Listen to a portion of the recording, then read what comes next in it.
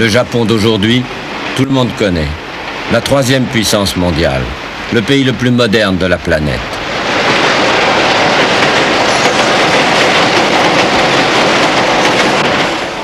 Dire que nos grands-parents considéraient ces Japonais avec mépris, comme de petits nains jaunes. Jamais ils ne pourraient nous ressembler, jamais ils ne pourraient nous rattraper.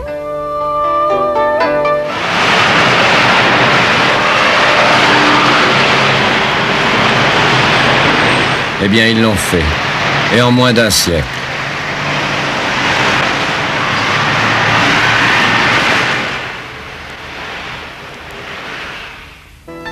Dans le port de Yokosuka, les Japonais conservent pieusement la vieille carcasse d'un cuirassé du siècle dernier, le Mikasa.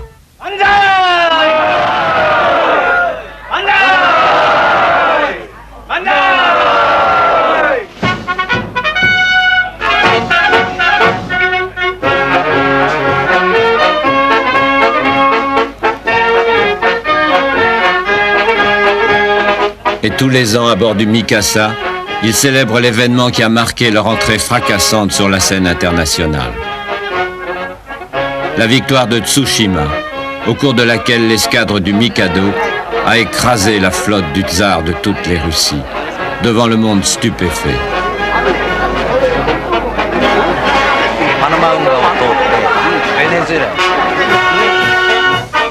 C'était le 27 mai 1905, il y a 70 ans. 風香る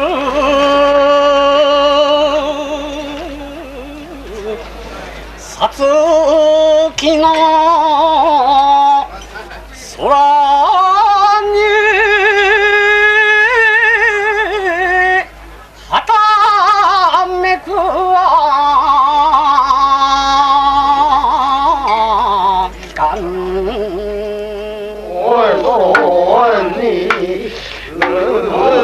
Pendant des siècles, le Japon avait été un pays interdit, mystérieux.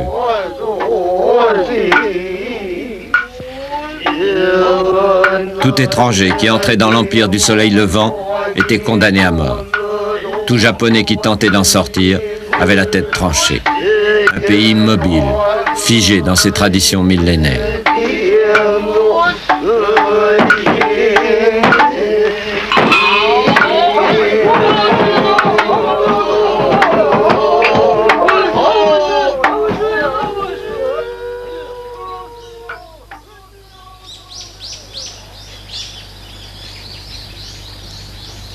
Mais depuis 50 ans, derrière ce décor immuable, bien des choses étaient en train de changer, comme l'explique M. Motono. Oui, en 1905, c'est le Japon qui est sorti de 2 siècles et demi d'isolation. Juste un demi-siècle après l'arrivée de l'amiral Perry, qui avait ouvert notre pays. Le jeudi 14 juillet 1853, le commodore Matthew Perry de la flotte des États-Unis avait apporté une lettre de son président à l'empereur du Japon pour lui offrir un traité d'amitié et de commerce.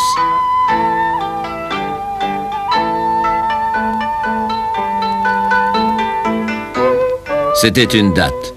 Le Japon allait-il enfin s'ouvrir au monde? Je crois qu'à ce moment-là, il y avait eu une division d'opinion au sein du pays. Ceux qui voulaient moderniser, ouvrir le pays, entrer en relation amicale avec les pays occidentaux et construire une nation moderne. Les autres s'opposaient à cela. Il y avait un accent de xénophobie très marqué, je crois. Malgré la résistance des shoguns, dictateurs féodaux, l'empereur Meiji, qui avait 16 ans au moment de la mission de Perry, avait fait son choix dès ce jour-là. Et 20 ans plus tard, les traditionalistes étaient forcés de s'incliner devant cet empereur, pourtant poète et philosophe, qui avec toute sa cour donnait l'exemple du modernisme et qui avait décidé de faire du Japon une grande puissance.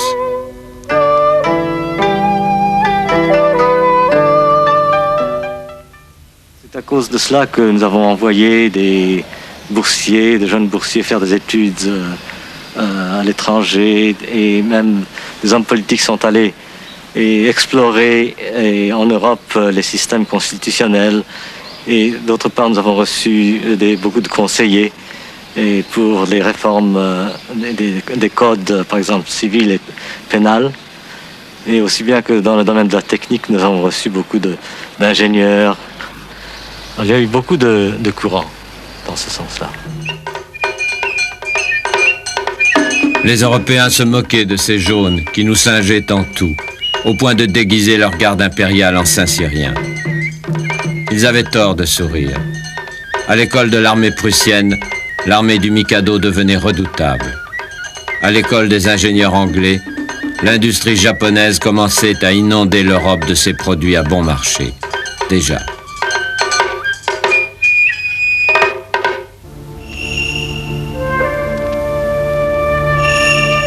Tout en étant fascinés par les merveilles de la technique occidentale, les Japonais, fiers de leur tradition, rendaient bien leur mépris aux Européens.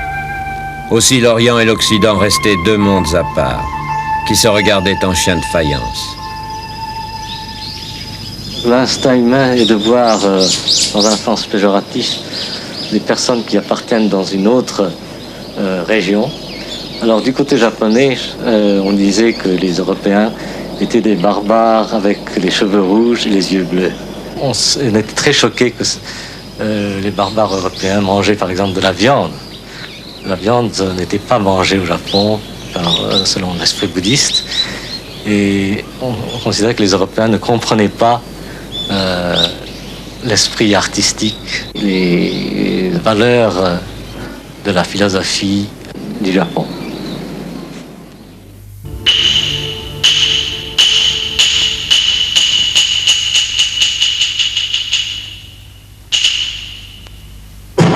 En fait de philosophie, le Japon déclare la guerre à la Chine en 1894 et débarque sur le continent, histoire de se faire les dents.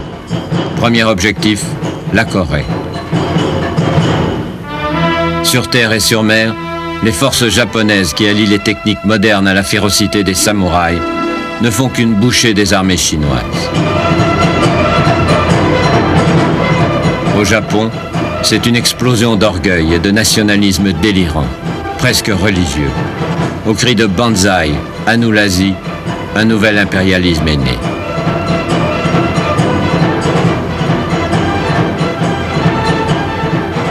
Au bout de quelques mois, la Chine demande grâce et elle accepte de venir signer un traité de paix à Shimonoseki en 1895.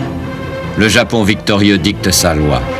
Il exige d'abord une forte indemnité, car cette guerre lui a coûté cher, et pour la faire, il a dû emprunter beaucoup d'argent à son ami l'Angleterre. Il obtient aussi des concessions territoriales, l'île de Formose, et sur le continent, Port Arthur, et une sorte de protectorat sur la Corée. Mais le Japon va être privé de sa victoire. Il n'aura ni Port Arthur, ni la Corée, car il se heurte à un autre impérialisme, celui de la Russie, qui va le battre de vitesse. En 1898, en effet, la Russie signe avec la Chine un bail de 25 ans sur Port Arthur. Un port indispensable pour elle, car Vladivostok, sa seule fenêtre sur le Pacifique, est bloquée par les glaces 4 mois par an. Elle obtient aussi l'autorisation de construire 2 voies ferrées à travers la Mandchourie pour relier le transsibérien à Vladivostok et à Port Arthur. Sous prétexte de surveiller les travaux, 100 000 soldats russes occupent la Mandchourie. C'est que le tsar entend bien avoir sa part du gâteau chinois, que se disputent déjà les autres puissances occidentales. Il envoie des Cosaques sibériens jusqu'en Corée pour protéger une concession forestière qu'il a financée sur le fleuve Yalu. Occupation pacifique. Pourquoi se gêner avec ces jaunes ? Les soldats du tsar ne pourraient même pas distinguer un Japonais d'un Chinois. Avec Port Arthur, la Russie compte bien faire la loi dans le Pacifique. Elle y installe 7 cuirassés, 6 croiseurs et 25 contre-torpilleurs. Elle en fait une forteresse imprenable, avec une garnison de 50 000 hommes. Ce serait bientôt la Constantinople de l'Extrême-Orient. La Sainte Russie pourrait enfin remplir sa mission historique en Asie.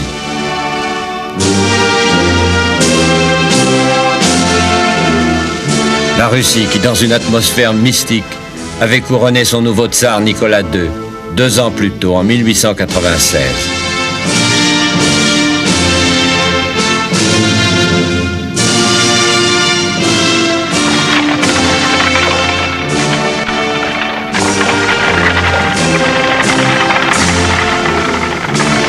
Un tsar tout-puissant, qui règne sur le plus vaste empire du monde, des rives de la Baltique à celle du Pacifique, et sur 126 millions de sujets.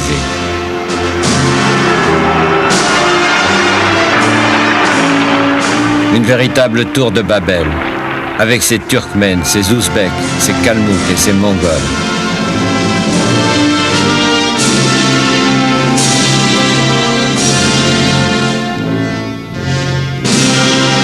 Pour tous, le tsar est l'envoyé de Dieu, l'incarnation de la Russie éternelle, comme l'explique l'historien René Giraud. L'Empire de Russie, c'est d'abord l'empereur, le tsar autocrate de toutes les Russies. C'est le maître des sujets, le maître des terres, c'est le grand justicier, c'est le chef de toutes les administrations, c'est le chef des armées, c'est le chef de la flotte. Mais c'est aussi plus que cela, c'est le batchouchka tsar, le tsar petit père. Et alors, qui est ce personnage vers 1905 ? C'est Nicolas II.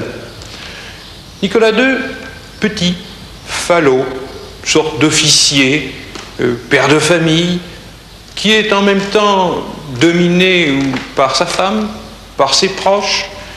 Aussi, tandis que la Russie entre dans le XXe siècle, il aurait sans doute fallu un nouveau Pierre le Grand. On avait un Nicolas le médiocre.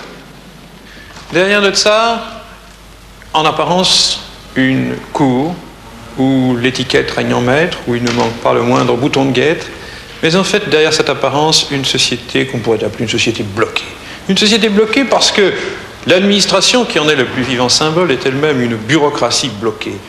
Dans cette bureaucratie, qu'on retrouve aussi bien dépeintes chez Gogol, chez Tchekhov, chez Tolstoï. Tous les auteurs russes insistent, et ils ont raison, ils insistent sur le fait que cette société, cette bureaucratie tatillonne, veut envers les supérieurs, dure, tranchante à l'égard des inférieurs, est une société, est une bureaucratie, est une société dans laquelle toute innovation est considérée comme un péril et dans laquelle il faut surtout suivre les avis du tsar.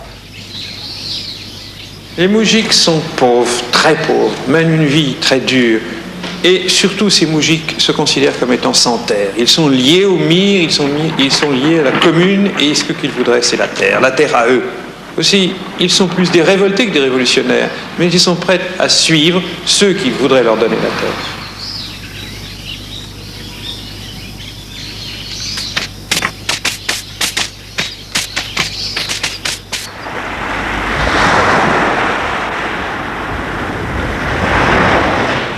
L'industrie s'est tellement développée de son côté, tellement rapidement, qu'une véritable crise de surproduction relative, se fait sentir en 1901, 1902.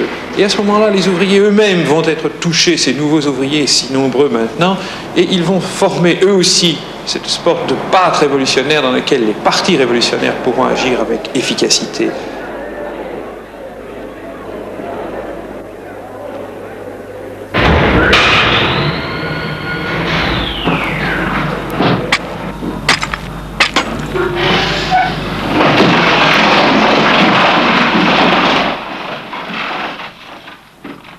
La diffusion des mouvements révolutionnaires ou des idées révolutionnaires dans le milieu ouvrier peut s'expliquer d'autant plus aisément que la presse clandestine se développe largement au début du XXe siècle.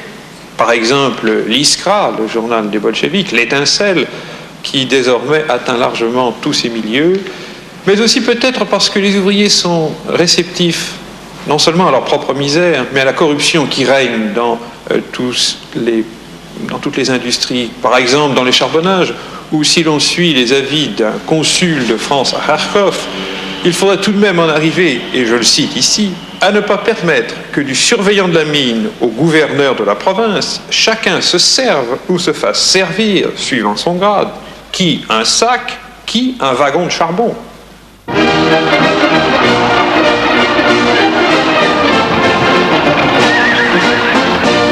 L'armée impériale, elle, possède 1 600 000 hommes et passe pour la plus forte du monde. Bien sûr, elle ne rêve que de conquête. En Europe, il n'y a plus rien à espérer. Alors pourquoi pas l'Asie?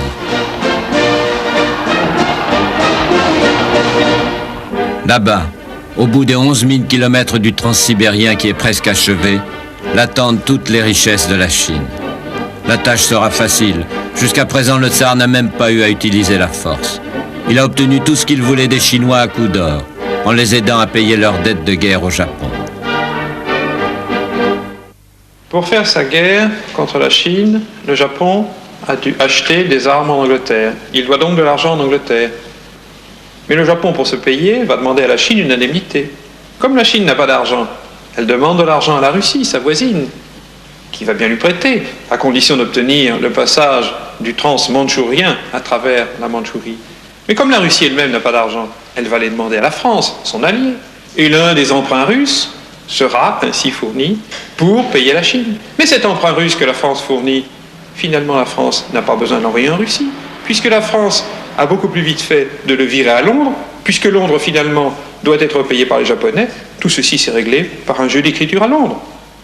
Ensuite, au-delà même de cette aventure, de cette péripétie financière, la Grande Russie et le Petit Japon veulent tous deux prendre en Chine, dans cette Chine qui est en train, semble-t-il, de s'écrouler, les mêmes territoires. La Mandchourie, la Corée. Surtout parce que la Corée était toujours considérée comme une sorte de territoire qui c'était comme un poignard sur le flanc du Japon. Et si cette péninsule était occupée par une puissance étrangère, cela constituait une menace à la sécurité du pays.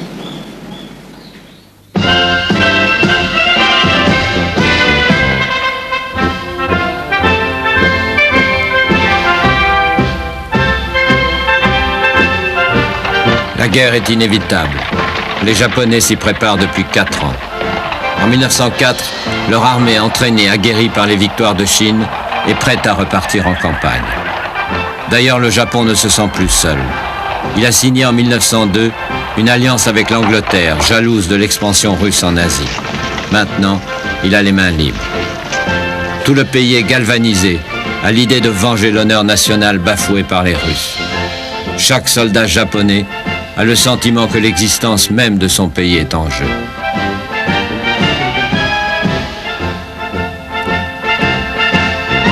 Avec l'aide de l'Angleterre, le Japon s'est aussi constitué une flotte moderne, l'égale de l'escadre russe du Pacifique.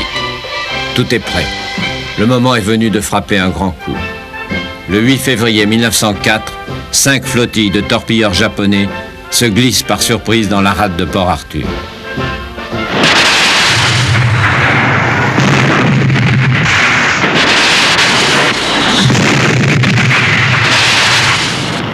Ils ont lancé 18 torpilles à 400 mètres des bateaux russes qui étaient à l'ancre.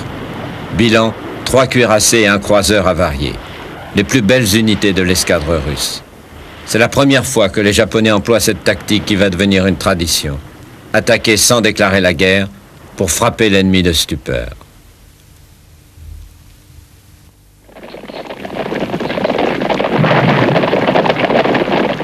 En même temps, les armées japonaises débarquent en Corée. 190 000 hommes, parfaitement équipés, parfaitement entraînés. Sans perdre de temps, ils traversent le pays et marchent sur le fleuve Yalu, qui sert de frontière à la Mandchourie.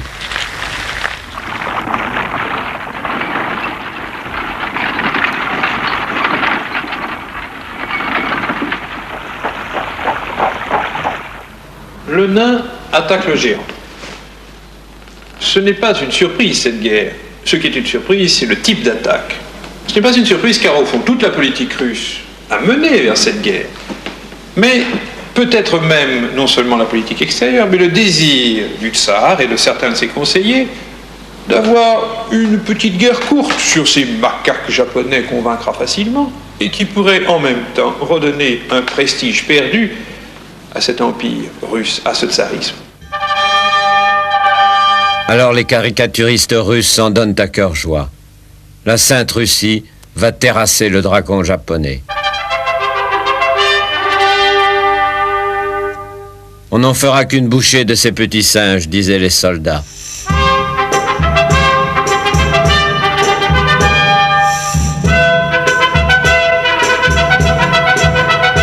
On va leur couper le nez, disaient les marins.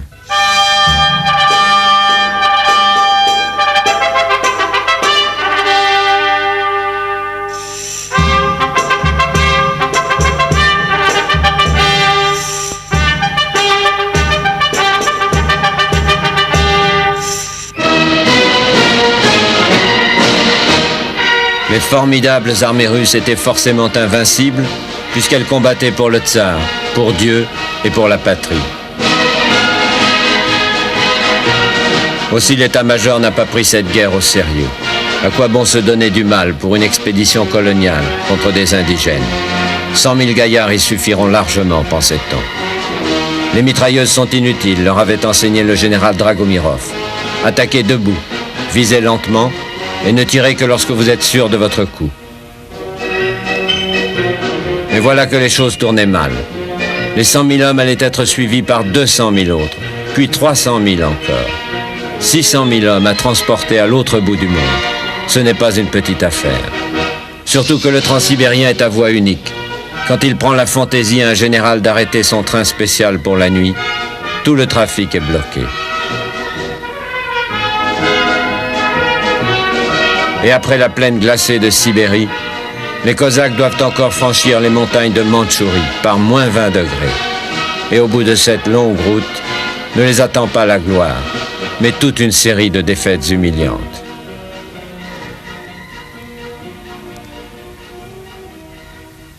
Les Japonais qui débarquent tout le long des côtes les ont battus sur le Yalu en avril, puis à Liaoyang à l'automne. Dès l'été, Port Arthur est encerclé et déjà assiégé. Que faire pour stopper le déferlement japonais? Une seule solution, s'assurer la maîtrise des mers pour couper leurs lignes de communication. Mais depuis février, l'escadre russe de Port Arthur, elle aussi, joue de malheur, comme l'explique l'historien Jacques Mordal. Le 8 février. Le plus grave s'est passé quand le nouveau commandant en chef désigné pour commander l'escadre du Pacifique, l'amiral Makarov, le héros légendaire de la marine russe, a été tué par l'explosion d'une mine. Ça a été pour les marins de l'escadre d'Extrême-Orient un choc moral considérable. De fait, le remplaçant de Makarov, l'amiral Witeft, a voulu quelques semaines plus tard, exactement au mois d'août, faire une sortie désespérée vers Vladivostok. Cette bataille a très mal tourné. Witeft a été tué sur la passerelle du Césarevitch avec tous les officiers qui l'entouraient, et ça s'est terminé par une fuite éperdue des bâtiments russes dans toutes les directions.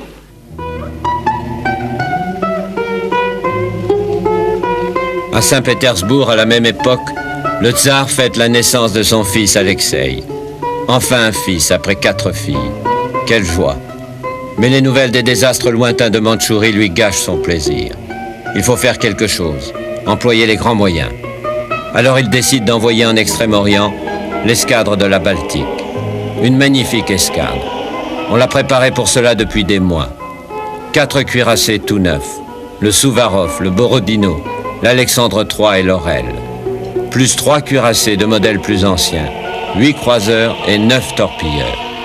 22 beaux bâtiments de guerre, avec tout un train de ravitailleurs, un navire hôpital et un navire atelier pour les réparations. En tout, 45 unités qu'on baptise la 2e escadre du Pacifique. Le tsar a confié cette armada à l'amiral Rozhesvansky. 55 ans, grand, bel homme, un marin à poigne, taciturne, autoritaire et violent. Dans un moment de colère, il a jeté ses jumelles par-dessus bord au cours de manœuvres devant le Kaiser.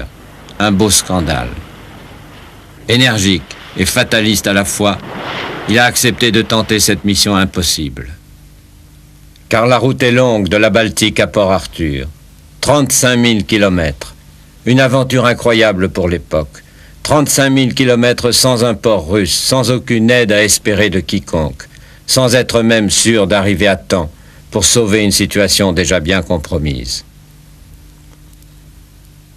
Oui, le temps presse, mais il faut sans cesse retarder le départ, car les bateaux sortent à peine des chantiers de Kronstadt. Les télémètres ne sont pas au point, le blindage est trop mince. Il faut rectifier, réparer, ajuster. Il faut aussi former des équipages. On a été obligé de recruter des moujiks qui ne connaissent rien à la mer et à qui il faut tout apprendre en quelques semaines. Rojesvinsky commence à s'apercevoir que cette belle armada est un colosse aux pieds d'argile. Qu'importe, toute la Russie suit les préparatifs avec enthousiasme. Les journalistes du monde entier viennent contempler les noirs titans d'acier aux tourelles menaçantes. Et toute la noblesse de Saint-Pétersbourg vient danser dans les bras des futurs héros.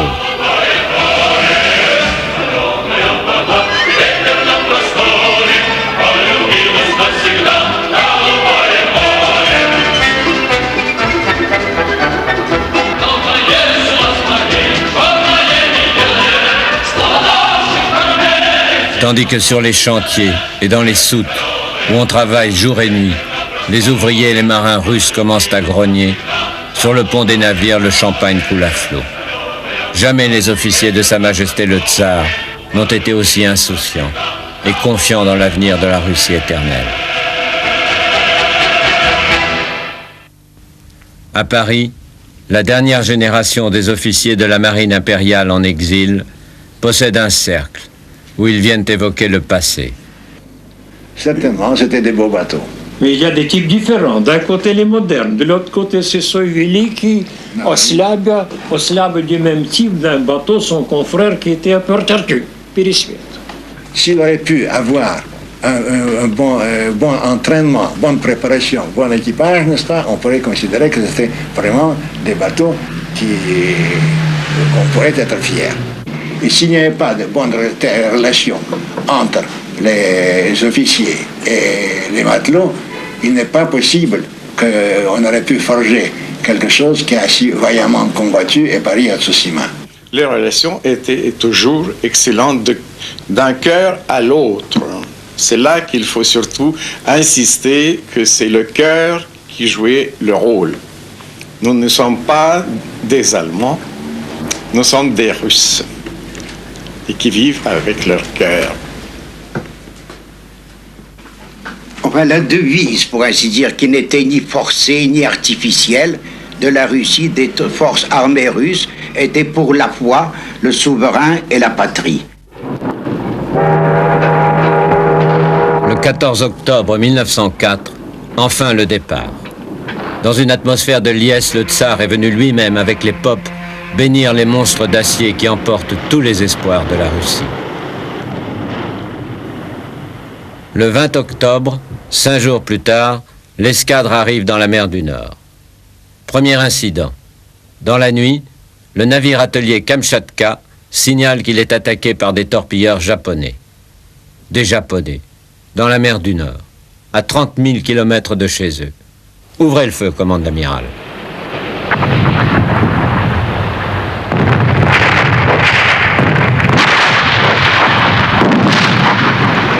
Après 10 minutes de canonnade, on allume les projecteurs.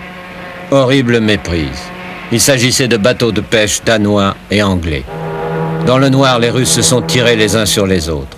Bilan, 3 navires endommagés, un chalutier coulé et quelques pêcheurs tués. C'est l'incident diplomatique.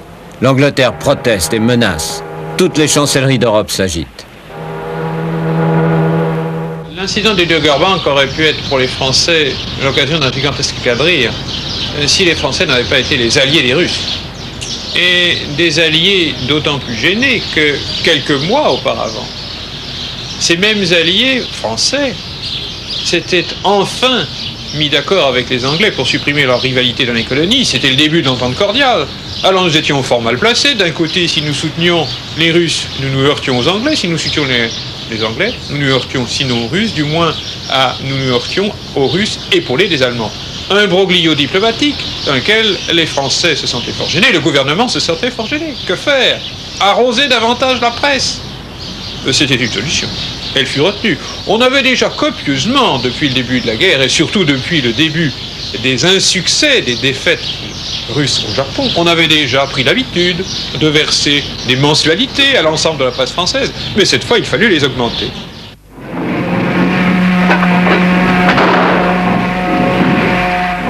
Laissant aux diplomates le soin de réparer les dégâts, l'escadre russe, penaude, poursuit sa route vers le sud.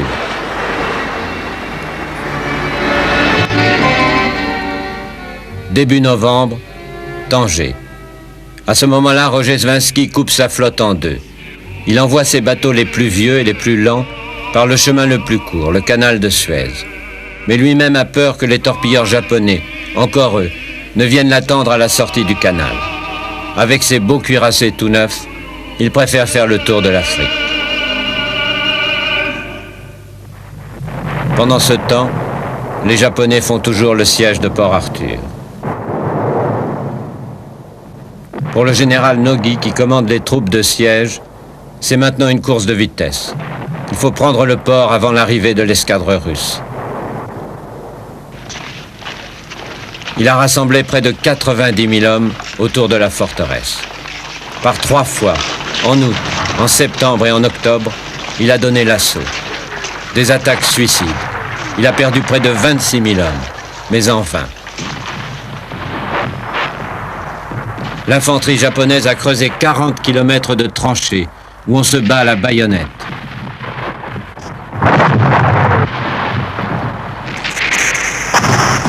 L'artillerie dispose de 500 canons et de 18 mastodontes, des obusiers de 280. Elle a déversé près d'1,5 million d'obus sur la ville. Mais rien n'y fait.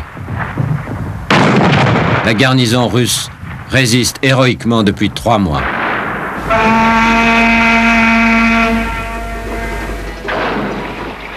L'escadre russe longe maintenant les côtes d'Afrique. Et chemin faisant, l'amiral Rojeswinski ordonne exercice sur exercice. Qui sait, d'ici le Japon, il arrivera peut-être à faire de ces moujiks de vrais matelots.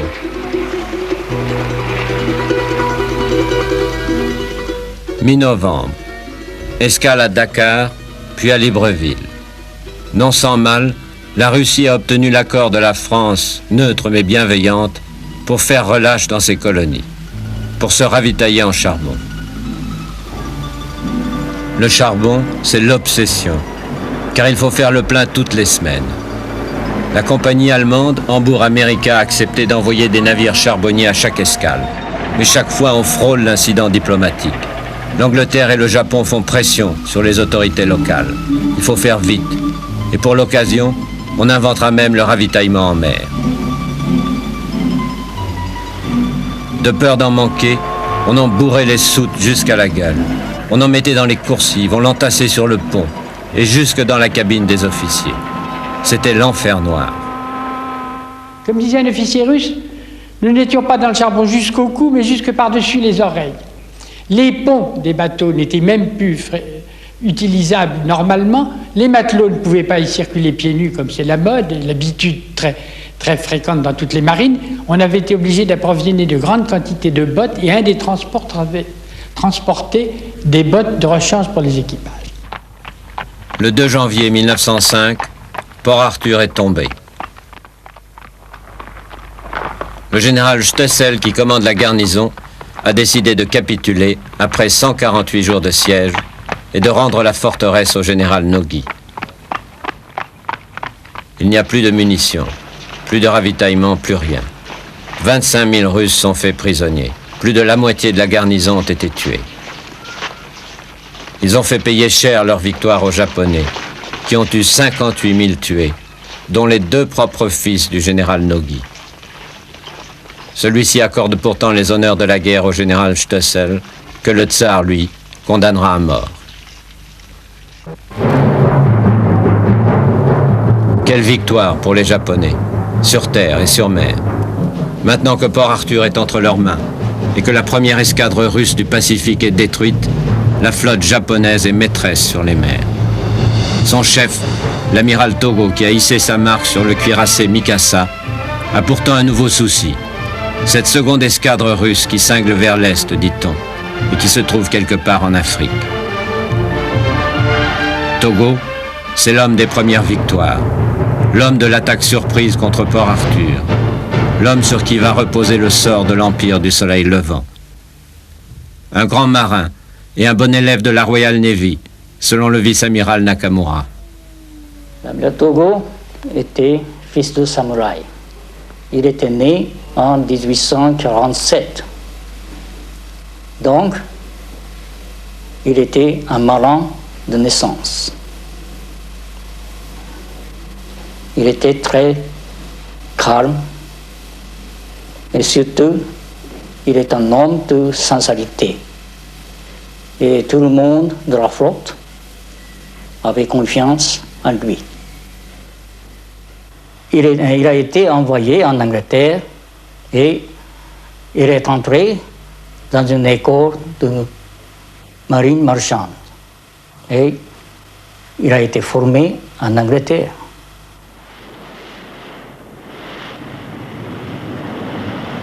Amiral Togo était très fier de sa flotte. La qualité de bateaux japonais était très excellente, très moderne. La qualité des officiers et des marins était aussi très excellente. Parce que le japonais était des très bons marins de nature. Et nous avons la tradition très splendide de la victoire. L'escadre russe, qui file péniblement 8 nœuds à l'heure, se hâte lentement. Après une escale en Angola, elle a doublé le cap le 19 décembre.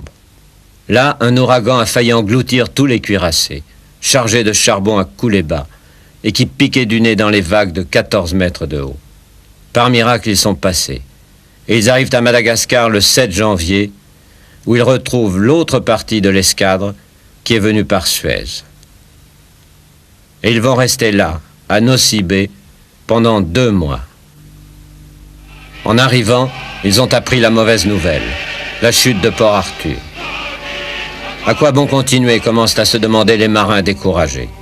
De toute façon, Saint-Pétersbourg a donné l'ordre d'attendre de nouveaux renforts, commandés par l'amiral Nebogatov. De vieux cuirassés que les marins ont baptisés en ricanant les coulent tout seuls. 2 mois à attendre sous la chaleur humide des tropiques, dans des coques d'acier chauffées à blanc par le soleil. Et les rats, le scorbut, la malaria, les belles indigènes, les maladies vénériennes, les beuveries, aucun équipage n'y résisterait.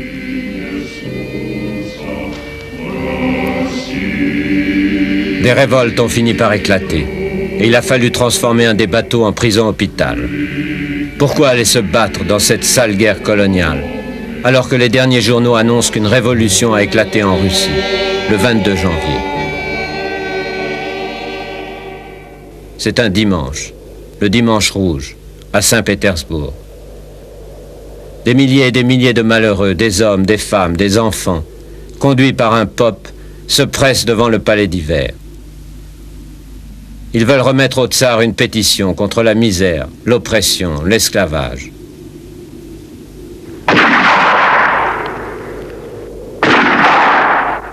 Les Cosaques ont tiré dans le tas. Y a-t-il eu 140 morts, comme le prétend la version officielle, ou 4000, comme l'écrivent les journaux? Peu importe, le sang a coulé.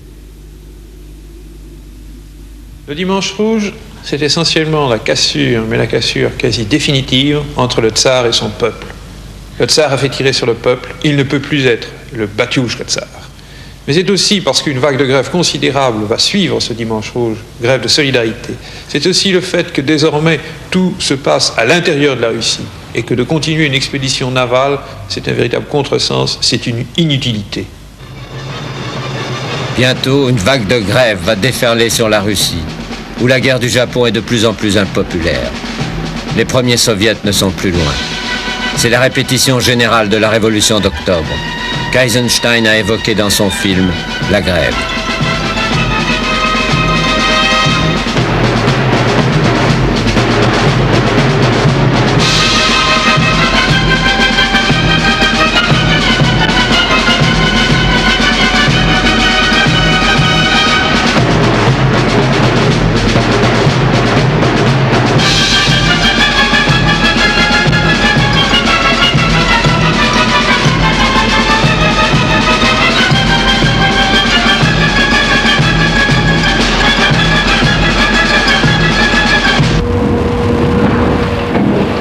Le 16 mars, sans crier gare, l'amiral Rojeswinski quitte Madagascar.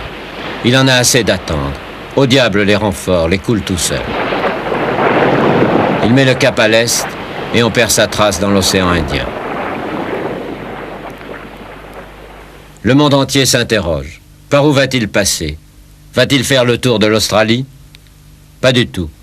Il a pris au plus court. Et 3 semaines plus tard, le 5 avril, il est signalé dans le détroit de Malacca, devant Singapour. La surprise est complète. Les journaux applaudissent l'audace de Rojeswinski. Il a joué les Japonais qui l'attendaient plus bas, dans le détroit de la Sonde. Mais à Singapour, il apprend encore une mauvaise nouvelle. En Mandchourie, les armées russes battent partout en retraite. 1 mois plus tôt, elles ont subi une défaite décisive près de Mukden, la capitale de la Mandchourie. Les combats ont duré 1 semaine. 350 000 Japonais contre 300 000 Russes. Les Russes ont perdu 80 000 tués ou blessés, 19 000 prisonniers, 58 pièces d'artillerie. Un désastre. Sur Terre, c'est la fin. Imperturbable, Rojeswinski poursuit sa route. Mais à Kamran, en Indochine, il reçoit l'ordre impératif du tsar d'attendre les renforts de l'amiral Nebogatov. Il va perdre encore 1 mois, un long mois à attendre. Il en profite pour essayer de remettre en état ses navires éprouvés par 7 mois de navigation dans les mers chaudes. Les coques sont couvertes d'algues et de coquillages qui freinent la marche. Les cabestans sont rouillés. Le 9 mai, voilà enfin les renforts. Allons, en route maintenant. C'est la dernière étape. Après ce long périple, après tant d'émotions, tant d'épreuves, après des mois d'attente exaspérante, on va enfin toucher au but. Mais quel but? Port Arthur est aux mains des Japonais. Sur terre, les armées russes sont battues. Sur mer, Togo monte la garde. Pour gagner Vladivostok, le seul port russe, Rojeswinski a 2 solutions. La plus prudente, faire le tour du Japon. Mais il a peur de ne pas avoir assez de charbon. Toujours le charbon. Alors il choisit la solution la plus audacieuse et la plus dangereuse. Prendre au plus court, entre la Corée et le Japon, par le détroit de Tsushima.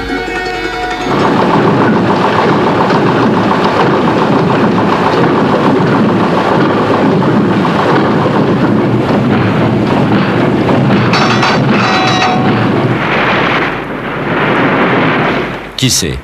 Peut-être va-t-il une fois de plus réussir à tromper les Japonais. Amiral Togo était sûr que la flotte russe passerait par le détroit de Tsushima. Et il a fait la résolution de non seulement de gagner la bataille, mais anéantir la flotte de Russe. Togo ne s'est pas trompé.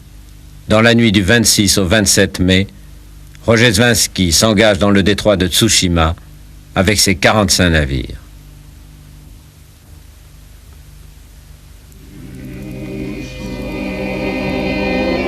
Le ciel est couvert, la nuit est noire. Dans l'obscurité, l'escadre russe réussit à se faufiler.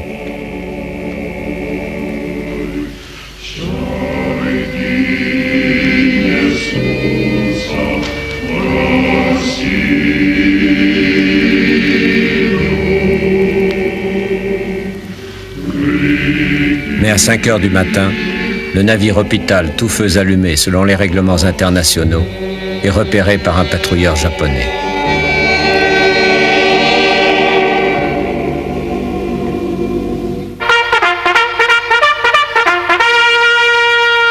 « 5h05, dans la base de Mazampo en Corée, où la flotte japonaise est en embuscade, branle-bas de combat.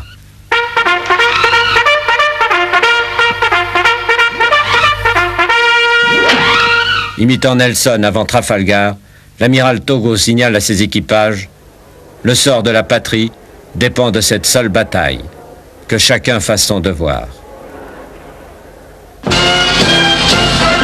6h34, Togo prend la mer à bord du vaisseau amiral Mikasa, suivi de 12 cuirassés, 10 croiseurs et plus de 40 torpilleurs.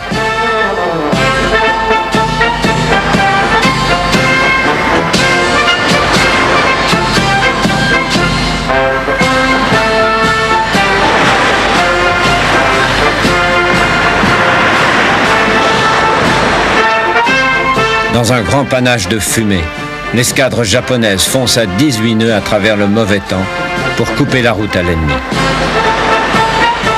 13h40, voilà le signal. L'ennemi est en vue. Mais Togo a mal calculé ses distances. Il est arrivé trop tôt en travers de l'escadre russe qui file péniblement 10 nœuds.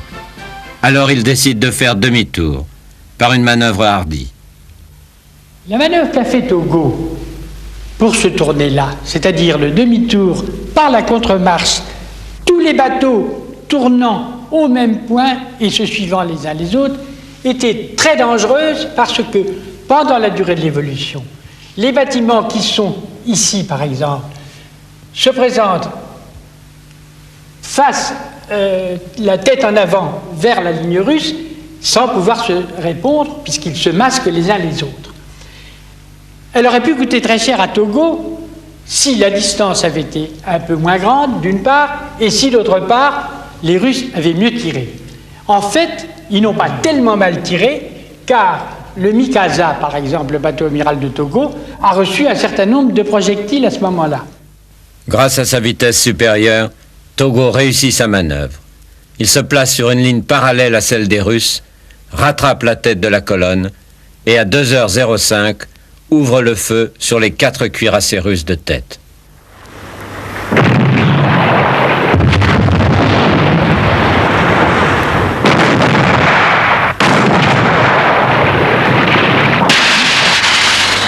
Le tir des Japonais est d'une précision redoutable. 2h20. Les cuirassés Borodino et Alexandre III sont en feu.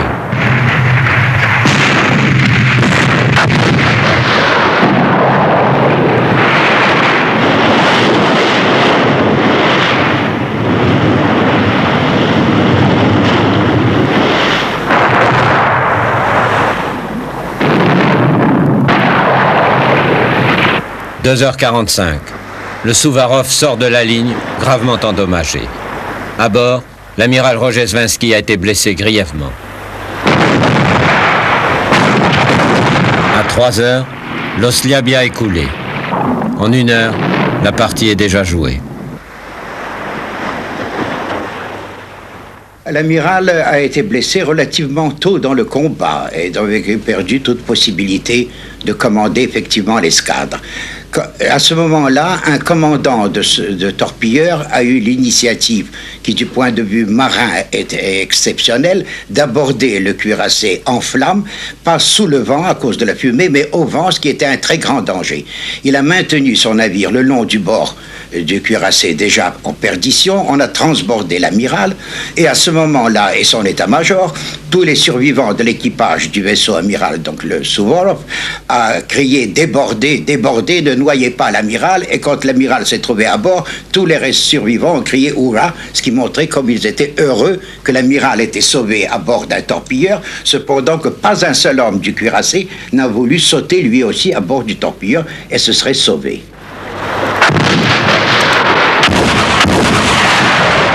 Tout est perdu.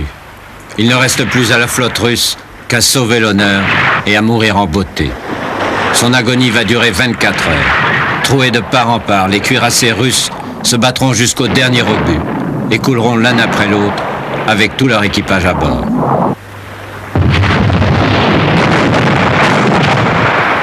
Quand le navire amiral Prince Suvorov n'était plus qu'une épave, avec déjà l'amiral l'ayant quitté, et n'ayant plus qu'une pièce de 75 mm, pendant la nuit, il a été attaqué successivement par des torpilleurs japonais qu'il est arrivé à chasser avec son unique pièce.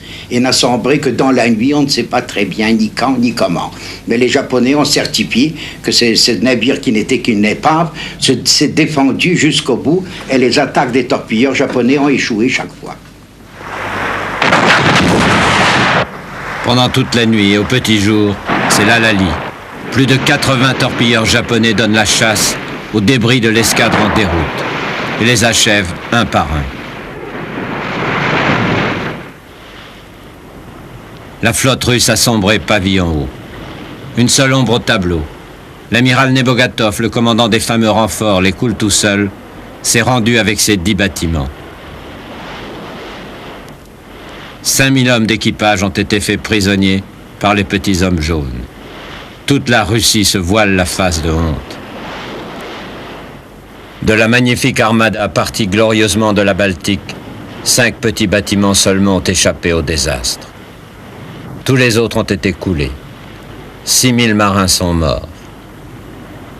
L'amiral Rojesvinsky a été fait prisonnier. C'est un nouveau Trafalgar.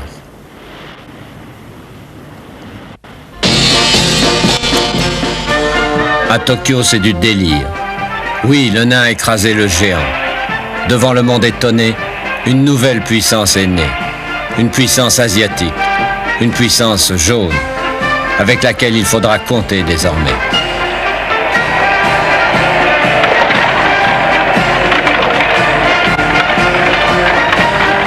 Les vainqueurs, le général Nogi et l'amiral Togo, sont fêtés comme des héros. Ils vont servir de modèle aux générations futures.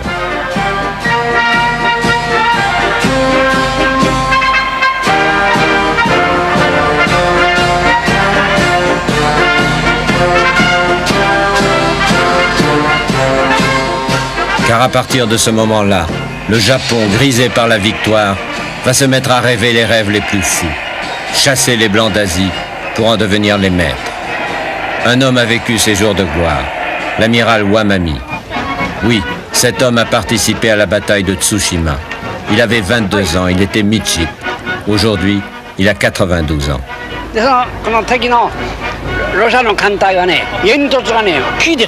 Je me souviens que les cheminées des bateaux russes étaient peintes en jaune doré.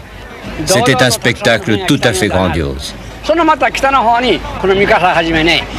Cette bataille était une victoire complète. Il n'y en a jamais eu de pareille. Une victoire idéale. Il n'y a pas d'autre mot. Évidemment, le Japon a perdu la dernière guerre. Malheureusement. Et qu'est-ce qu'on peut y faire?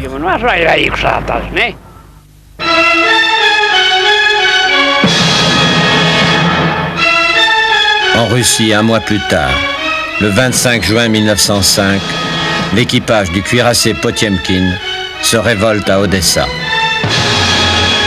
Une des conséquences de la défaite de Tsushima.